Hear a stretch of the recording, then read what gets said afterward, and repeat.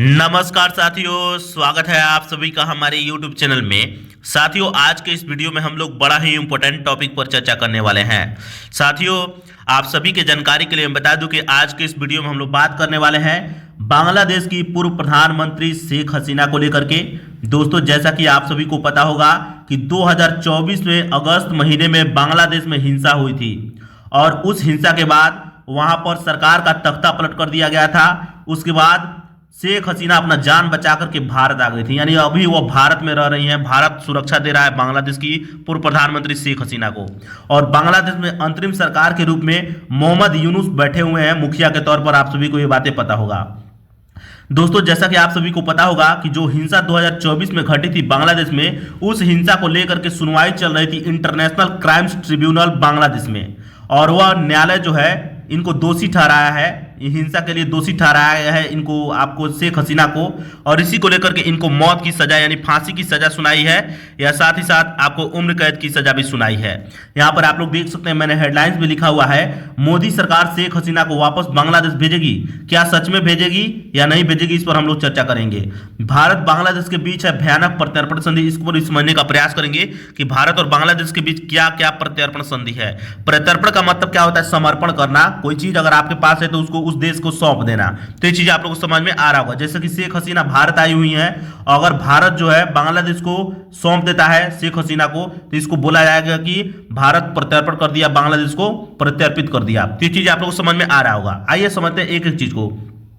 हसीना को मिला फांसी की सजा, जैसा कि मैंने बताया कि इंटरनेशनल क्राइम्स ट्रिब्यूनल यानी आईसीटी में आपको सुनवाई चल रही थी। कल ही इसके बारे में सुनवाई हुई थी, तो ये चीज आप लोगों को पता होगा। मोहम्मद यूनुस कहते हैं, जब उसका सुनवाई आई और फांसी की सजा मिली, तो मोहम्मद यूनुस जो मुखिया है अभी वर्तमान में बांग्लादेश के, तो उन्होंने कहा कि कानून से ऊपर कोई नहीं है।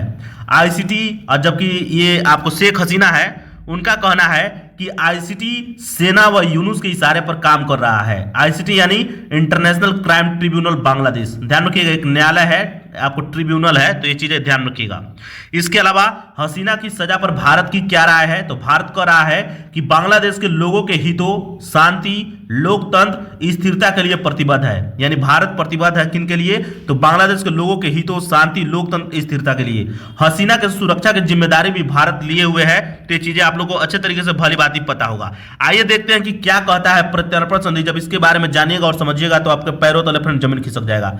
दोस्तों, आप सभी की जानकारी के लिए बता दूं कि 1962 में भारत और बांग्लादेश के बीच प्रत्यर्पण संधि हुआ था। इसमें बताया गया था कि परिस्थितियों के अनुसार भारत जो है इनकार कर सकता है। यानी कहा गया था कि भारत जो है किसी भी परिस्थितियों के अनुसार कोई व्यक्ति को प्रत्यर्पण से इनकार कर सकता है। जबकि 2013 के ढाका संधि, 2013 में ढाका संधि हुआ था, जो 1962 का प्रत्यर्पण संधि था ना, वही 2013 में रिन्यू किया गया। उसी को रिन्यू करने का काम किया गया। और उसमें आर्टिकल 6 में यह बताया गया कि राजनीतिक मंशा से किसी को दोषी ठहराया जाता है तब भी जो है भारत प्रत्यर्पण से इनकार कर सकता है।